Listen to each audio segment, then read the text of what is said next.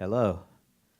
All right. So I usually when I do a talk or a class in the morning, this feels like a talk kind of in a class.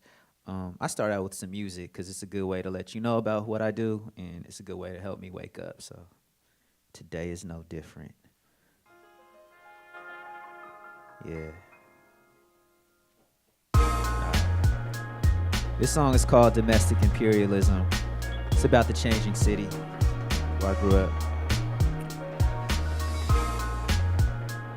Yeah. All right. I love this graphic. Cool. It feels like we're all in a war with time. Cities toss and turn with us on their spine. It's been dark for months. You barely feel the sun through the brick cold hearts that surrounded us. The ancients be with you, but you don't notice some. I am a vilified species and I don't run. Bomb buildings with ghosts, I'm at home with them. They tell stories of a world that I've grown within, and it's changing quick between coffee sips of gentrified beans in this place I live, or this place I lived. All of the soul I give, that survivor's grit, made people flock to it. They complain about changes after they move in, but they could go back. We got nowhere now. My grandmother's house is a hole in the ground, and it'll be a high price, high rise, no doubt. I just made a couple songs about where I'm from. I know they sound dope, but it don't mean come. When you move in, somebody else moves out, and we can't afford the city if we leave this house. The place that raised me, neighborhoods that made me. I walk around and don't recognize them lately. The price goes up, we all get pushed out. It's gonna hurt when we finally gotta leave this house. I can't afford my home, they can't afford my soul. We both stand in the rubble like, where do we go? One of us must be from another world. Maybe aliens came with these cranes to work, cause they litter the sky to rearrange the earth, and it has warmed up some since they came for sure. But we know about greed and of industry, how the colonizers came and claimed history. We repeat it so much and so intimately, it's like we are all born into bodies with disease. Art is more than a form of our therapy, but Barnes told me to watch out for the 3 Ps. They'll change the purpose of what you do to discard the people. They could replace you and then take the place. Gentrification's through, now look where we live. What did hip-hop do? I just made a couple songs about where I'm from. I know they sound dope, but it don't mean come. When you move in, somebody else moves out, and we can't afford the city if we leave this house. You could look,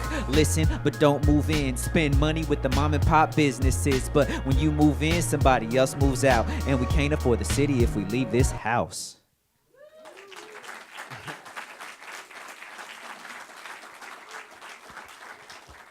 Thank you, thank you. Yeah, song's called Domestic Imperialism. So, yeah, I'm a musician, writer, as the brother said, and we're talking about sound this month. Get a little comfortable, so we can have a conversation. Um, yeah, so sound is obviously a big part of what I do. Growing up in Columbia City, Seattle, Washington, I feel like like the different sounds that created me, that were around me when I was first born, uh, helped make me the artist I am today. And that's a lot of different sounds that you normally don't hear together. The sounds of my neighborhood, which were like old school hip hop, along with Aretha Franklin on my parents' radio, along with Ethiopian church music that I heard when my mom brought me to church. They all combined to make me. Um, yeah, it was different sounds and different realities that you normally don't see and hear together. I often say that I couldn't have happened anywhere but South Seattle in the early 80s. My mom was the first of her family to come from Ethiopia in a time when there wasn't a huge Ethiopian population here.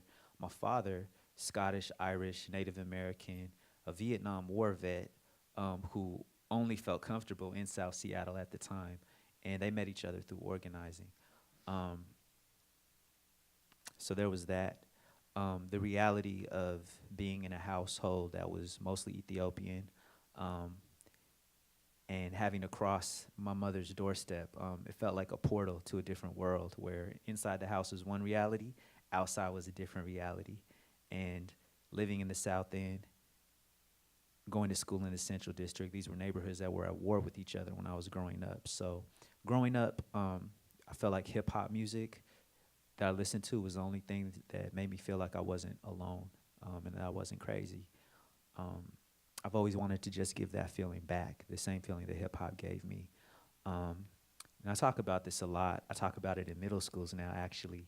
Um, the fact that hip hop music has changed since I grew up. Um, I'm just gonna kind of do a quick, like, little breakdown of it for people that maybe have never heard me speak before. Um, but growing up for me, in the early '90s, hip hop on the radio was really diverse.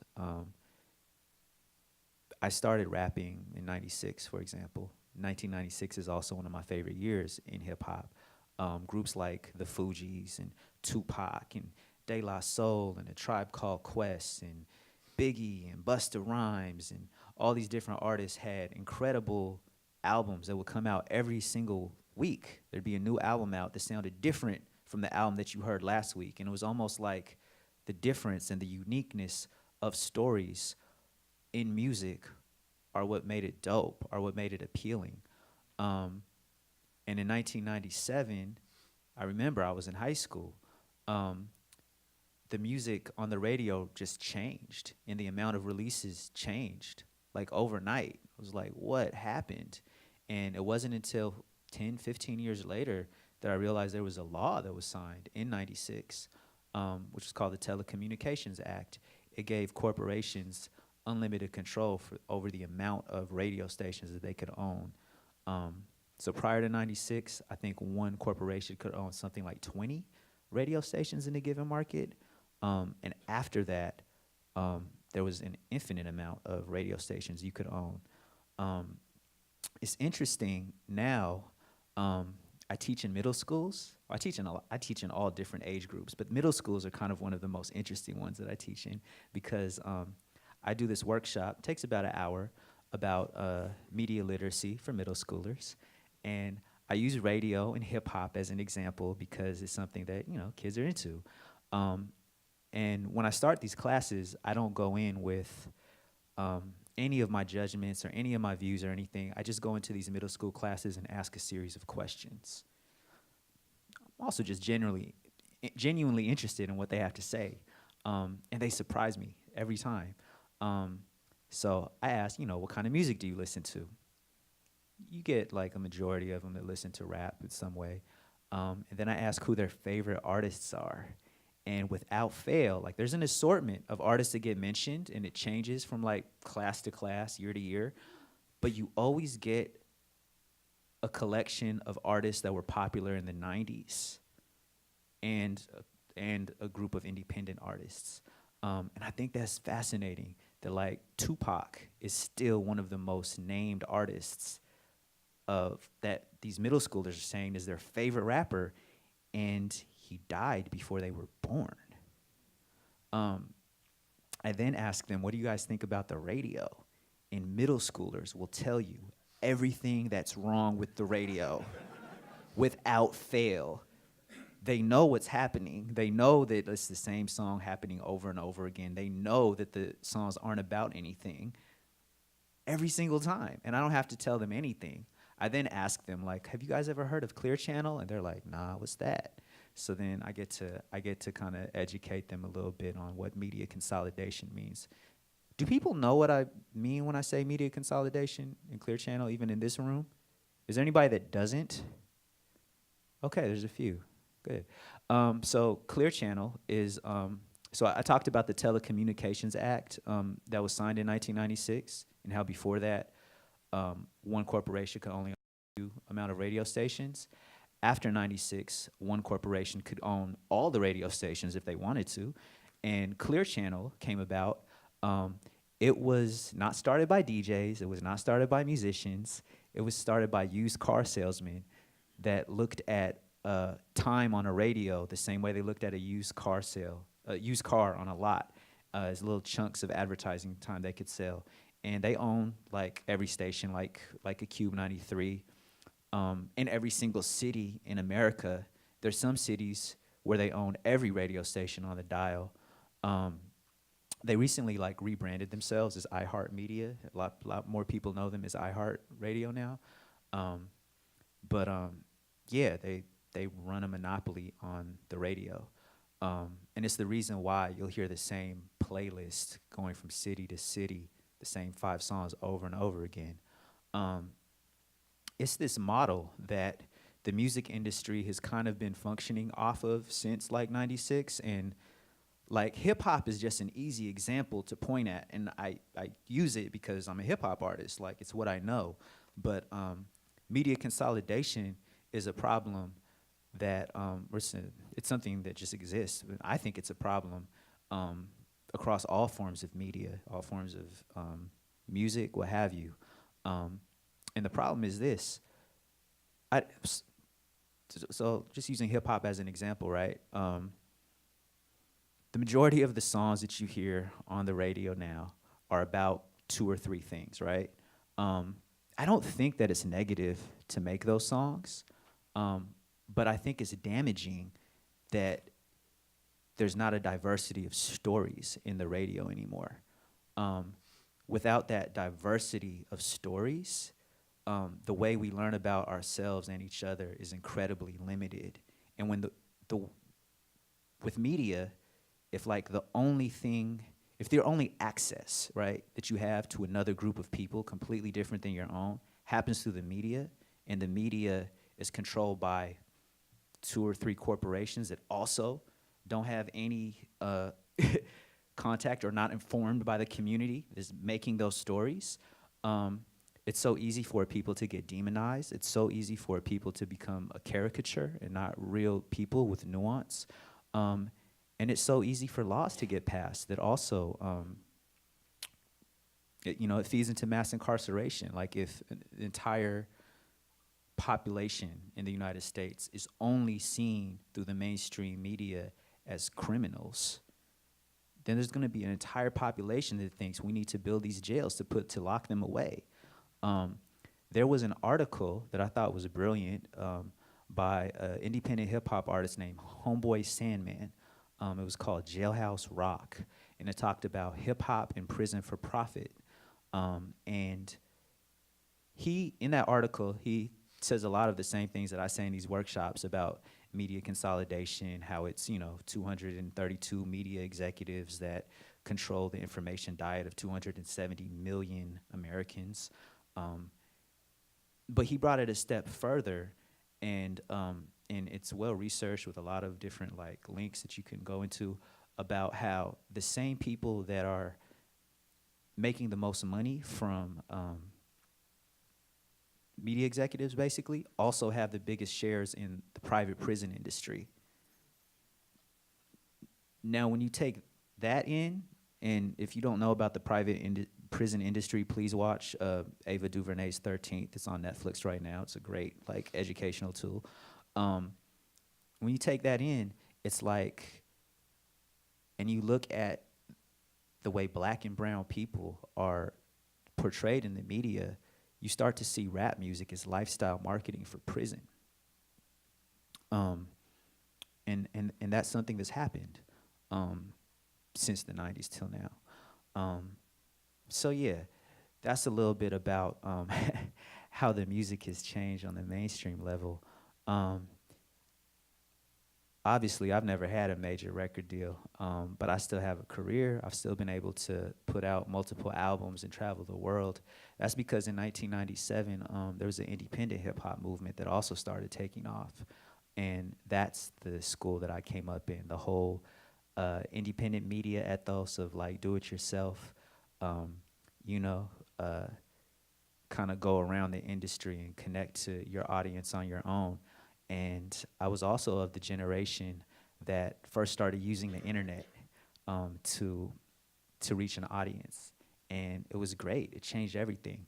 I used to think of the internet as like the great equalizer. I was, it's kind of funny. It's like the first time that I've talked about this in front of a big audience. But yeah, I was one of the early adapters to MySpace. When MySpace.com was new, I had a music page on there. I wasn't one of those artists that would like hit you with the blind friend request and say, please follow me, listen to my music. I never did that. I just simply had some music up on MySpace at a time when it was new. And just by having content that people liked, people went to it. And it had its own, it was like its own natural phenomenon. And I didn't have to do a lot of work to maintain it either. It's not like, it wasn't like Facebook or Twitter where you have to constantly like update your stream, and if you're not in people's timelines, they don't see you. No, it wasn't like that. I just had to have a page and people went to it, and most of my maintenance was like dealing with an inbox that sometimes had 100 messages a day. Um, but the internet changed too. And that's kind of more what I wanted to focus on today. Because I'm still learning how to talk about this. Um, because it's something that is still kind of like unraveling, and with this presidential election, we're seeing the effects of what I'm about to talk about, um, which is a curated internet.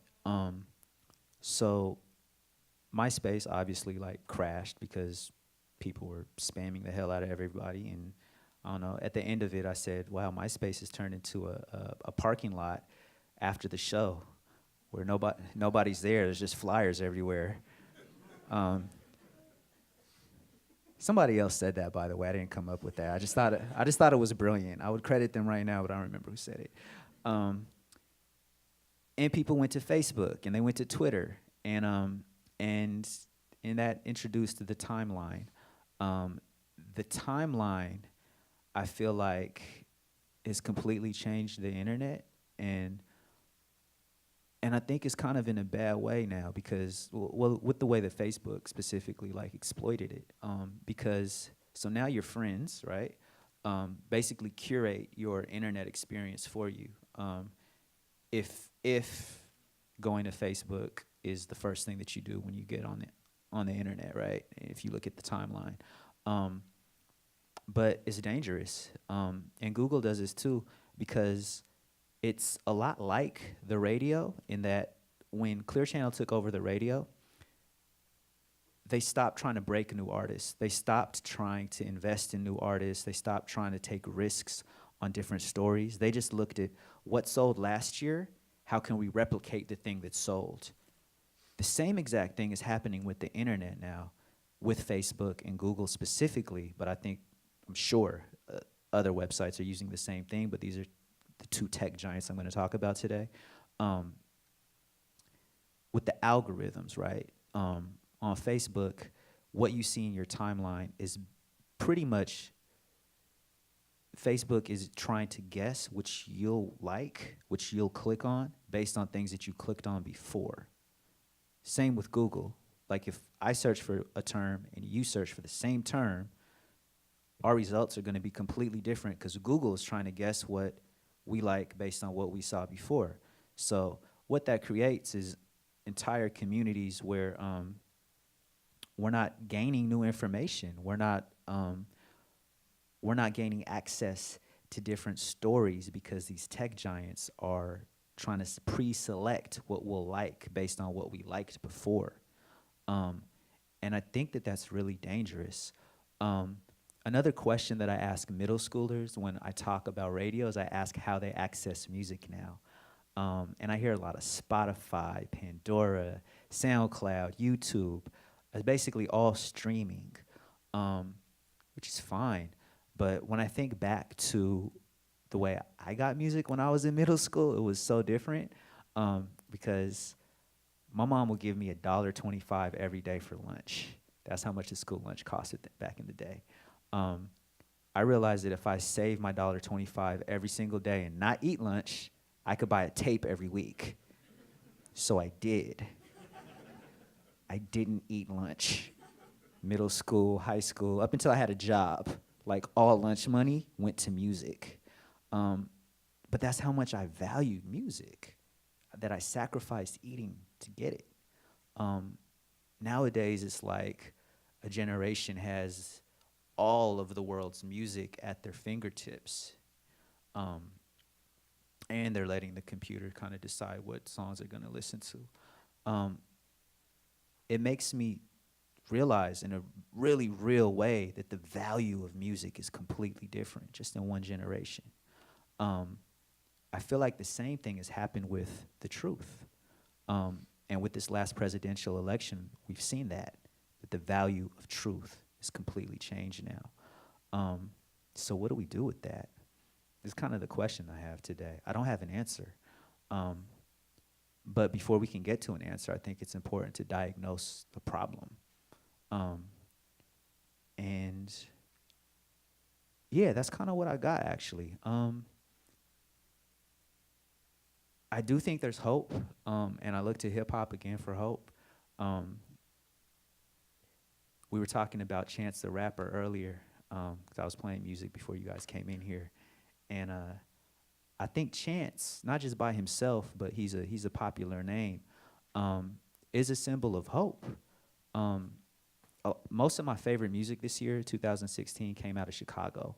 Um, Jamila Woods probably had my favorite album this year. Also, No Name, um, Mick Jenkins. These are all Chicago artists from the age of like I think maybe 22 to 26, including Chance.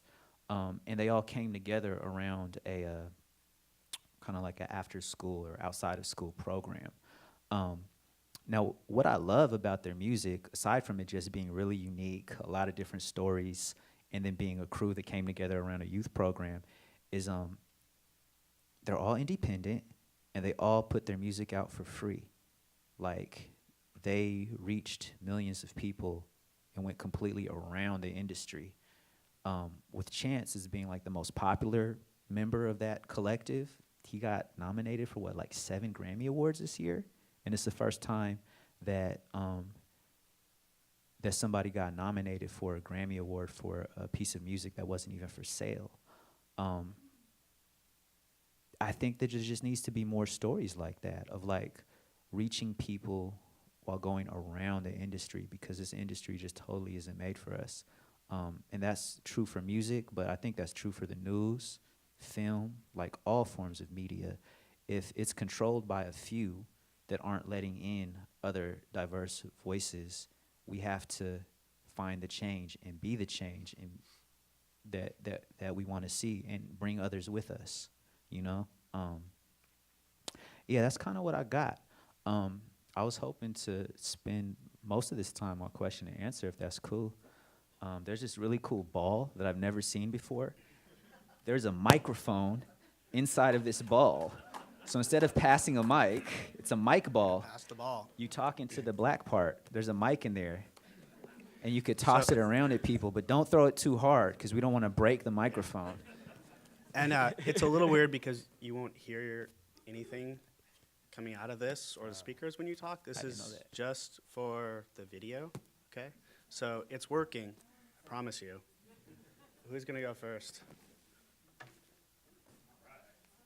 Cool. So I've got kind of a two-part question for you. Okay. I'm interested in learning a little bit more about what you're hearing from some of these kids in middle school. Oh, yeah. And I think it's just so great that you're actually part of that education process as an artist. Yeah, it's right? So first of all, about sourcing. You said, kids are listening to almost exclusively streaming. I'm curious if you're finding that they're actually getting physical product at the library, because the library here has a pretty amazing collection, right? I mean, you talk about diversity of stories. It exists in the library. So I'm curious about that. And then the second part of that is, to what degree are they sharing and listening to music in a communal way, the way that guys of our age used to do it, right? Yeah. Does that happen still? So for the first part of your question, I agree with you. The Seattle Public Library is an amazing resource. They actually do a really good job of supporting local musicians with their playback program. I'm a part of the playback program. It's great. I haven't heard a single middle school student mention it though. So I think the library is a great resource, a cornerstone of the community that is definitely underutilized by a lot of people in the community. Because I haven't heard it in a middle school class yet. The second part of your question, absolutely, they're still listening to music in a communal way. I think that aside from whatever way they listen to music online, probably the second biggest way that they hear about new artists is talking to their friends. And it's so much so that, like, God, where was I? Last week I was at Denny Middle School, and I noticed that every class, the answers that they would give would be different, but like it would be this, like, one class would have a favorite rapper that like 5 people would say. And then the next class they would have a different one. And that class would like not like the rapper that like fourth period didn't like the favorite rapper of second period. You know what I mean? So it's still, yeah, it's still very communal. Yeah. Oh, it's nice to be here. Yeah. I think that'll never change, by the way. I think, like, I don't know, I always say like hip hop is about creating community, and yeah, if it's not about that, then it's not about anything. So. Hey, Gabriel. Hey, how you doing? Good to see you again. Nice to see you. One of my journalism educator buddies says, follow the money. And so I can only imagine how much Clear Channel or iHeartMedia is making now. But how are you faring, and is that truism of like you used to tour to sell albums and now you give away music to sell concert tickets? How much is it performance, and how else do you make money? That's a great question. I'm glad you asked that question, because when we talk about streaming and like the income that comes from streaming, it's so little. Like, it's so little. I had a song picked up by a major coffee chain. 8 songs actually. It was a great look. Like, it was amazing. Like, my stuff's being played like 40,000 times a month in like a million locations all over the world. And when I got the royalties back, it was like enough to buy a cup of coffee. So streaming is not replacing record sales in any way in terms of sales. The way I make a majority of my income, there's nothing that's a majority anymore. It's like you have to have multiple streams of income that all kind of come together to make an income, right? So for me, and every artist is different because every artist has different strengths, things that they're good at. For me, it's a combination of merch, because I have this, my last album, I decided to release inside of a book of lyrics. And a lot of people buy this even if they don't really want the CD, or if they're able to pay, they might not even be able to play a CD anymore. But they still get it because they like the book or whatever. So there's that. Events is a big thing. Touring, for sure. Education is a big part of my income. Sometimes the teaching artist work is like a majority of the income, and then the next month it'll be music, and it just kind of goes topsy-turvy. But yeah, every artist is different. Like, some artists make a majority of their income selling clothes. I've never been into that. Like, I don't really ever want to sell you a T-shirt, but some people, that's their main thing. So whatever it is, though, like, I think most artists these days have to have multiple streams. And I jokingly call us the generation of the polymath, because you'll find that, like, this generation more than any other has to master several different crafts to make it. Like, I started out, at the same time I started rapping, I was doing graphic design at the same time. So there was years where like graphic design was actually making more of my income, but music was my main passion. Because I did graphic design and music at the same time, when I started audio engineering, I learned how to video edit, because it kind of like takes the different things together. You'll find that a lot. And not just music, though, because I'm sure, I kind of feel like this is like a technology, like most of y'all are involved in technology in some way. Like, y'all know there's an exponential growth in technology, and because of that, people that are 20 now, by the time they're 30, might have to work in 3 or 4 different fields. Kind of makes you a polymath, right? You have to learn a different trade like every so often. So it's that. Long answer. Oh, so many ready? questions. Okay. You did great. Okay. You got the whole world in your hand. I guess. Yeah. I'm going to keep it. I'm going to take it home. Yeah. Well, I live in Columbia City, Mount Baker. Okay. So it's like you can be in Beacon Hill and I can be in Mount Baker. We can like wave at each other. I actually had to move out of Beacon Hill. Did you really? Yeah, I'm south of you now. Ooh, ooh, ooh. Yeah. I used to live in Capitol Hill. I lived there for like 30 years before I moved down to where I am now. And it's been disturbing to me, because I like to support the arts, to see slowly all the arts venues Yeah. that allowed young up-and-comers to Yeah. slowly disappear. And the culture of technology and listening to music online seems to be slowly pushing away people's day-to-day wish to go out and hear artists in the flesh. And I don't like that dynamic. You know, what can be done to stem that or push that out? What do you see as solving that problem? I don't think there's like an easy answer to that to get people out of their house. Diverse programming. I mean, like of shows around the city, reactivating venues in the neighborhood. You like the Black and Tan? Yeah, it's not open yet. Oh, is that the grand opening? Black and Tan Hall in Hillman City. Yeah, I think those kind of places are extremely important. Like, I mean, Seattle's an interesting beast, right? Because it's with live music, it can be such a bubble here. Like, you can be an artist that will sell out a venue in Fremont, right? And not be able to tour.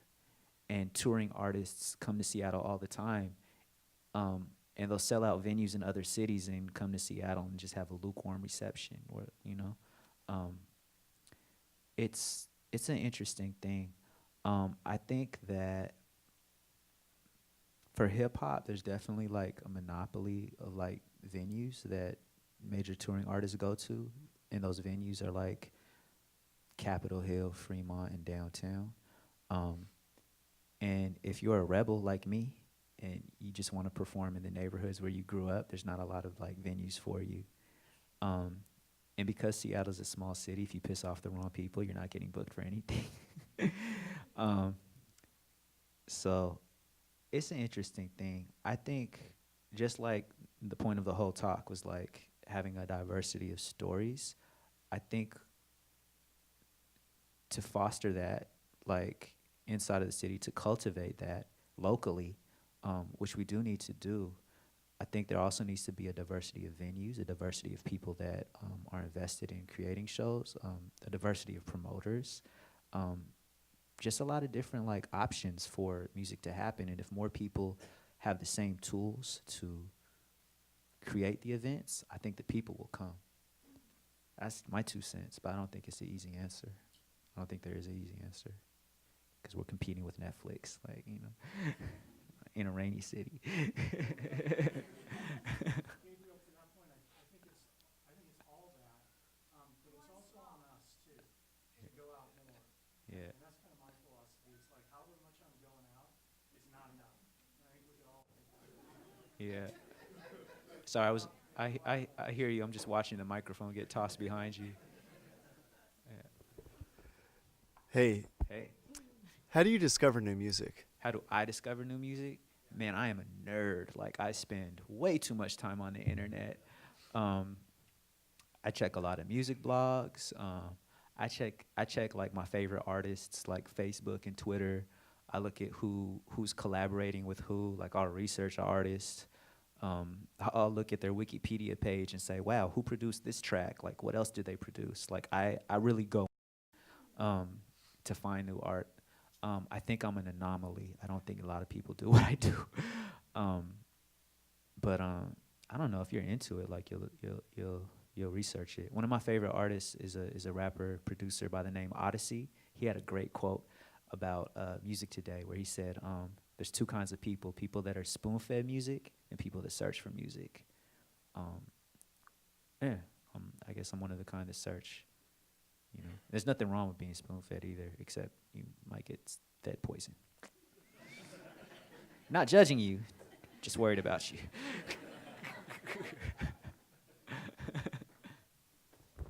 You basically asked my question. It was about, since you used to be able to turn on the radio to get that diversity, how do you seek out that diversity? And also, I guess I'll kind of pivot the question at another angle. You talked about the curated internet experience. Yeah. And we tend to take that into how do we, that's kind of the middle ground on that. How do we engage with other voices and welcome a diversity of opinions without just being in an echo chamber? That's Yeah, that's my question too. That was kind of why I wanted to talk about this today, because we do all live in our own little bubbles online, in our own little echo chambers, and I don't know how to get out of it completely. I actually really just want to kill my Facebook page, but then how am I gonna talk to my cousins in Europe? That's their main thing. You know what I mean? Like it's this thing where like it's become the main tool to communicate with my folks all over, but at the same time it is locking us in these bubbles, and we do need to break out, and we do need to like talk to each other outside of our bubbles. Like I think one of the worst things that Facebook did for me as an artist is it gave me a limit of like 5,000 friends, which is a huge number. And I'm sure like lots of people that hear this are going to be like, but you can't possibly know 5,000 people. But actually, when I created a Facebook page, you got to remember, I'm coming from a MySpace era where I have 40,000 people following me. So my mentality around the internet is, look, everything I do on the internet is public information. I actually think it's safer for people if you treat the internet that way. Because not only the NSA is watching everything you do, but any Joe on the street could hack your computer and see everything you do. So just treat everything you do online as public. But I came with that mentality to Facebook, and I just accepted every single friend request that came my way. And before I knew it, I had hit that 5,000 limit, and then people I actually wanted to connect with, I couldn't communicate with anymore. So all of a sudden, it became this fight between me and Facebook. Like, I'm spending an insidious, like, crazy amount of time trying to figure out who do I know, how can I unfriend them to friend this person. Like, it's ridiculous. But and I was wondering, like, why is Facebook trying to limit my access to other people? God, I could spend a lot of time complaining about Facebook, can't I? But it's an issue. Like, one solution I propose is putting all of our energy into building a different social network. You know, one that isn't so invested in controlling the way you communicate with people. Because I definitely feel like Facebook works to control my influence personally. I mean, I think that's true for everybody. But in the years that I've been using Facebook, every time I found a new kind of cool way to use it to reach out to somebody, Facebook would cut it off, whatever it was. I found a solution to my little 5,000 people limit, which was like convert my personal page to an artist page. And it was awesome. They just, like, all my friends just kind of floated to likes on a page. And then, like, a month later, I found out that having a page is useless because Facebook actually wants you to pay for everything on a page to reach your friends' news feeds. So, like, literally the page is just, like, taking up space, and I lost all those connections. They like my page, but anything I post on the page, they'll never see unless they go out of their way to find me. So, God, I'm complaining about Facebook too much. Oh, that's it? Oh, man. I'm sorry I talked so much, y'all. Last question. Hi. Hi. I'm wondering, just because I feel like lots of artists are leaving Seattle. What keeps you here? What keeps me here? You know, I had this revelation on the night that Donald Trump, I don't like saying his name, won the election, because I felt and feel very unsafe in America. I always thought growing up that, like, something like this could happen. And when it happens, I'm moving to Canada. Or the week after that, I'm moving to Ethiopia. Or the week, like, I always wanted to move somewhere.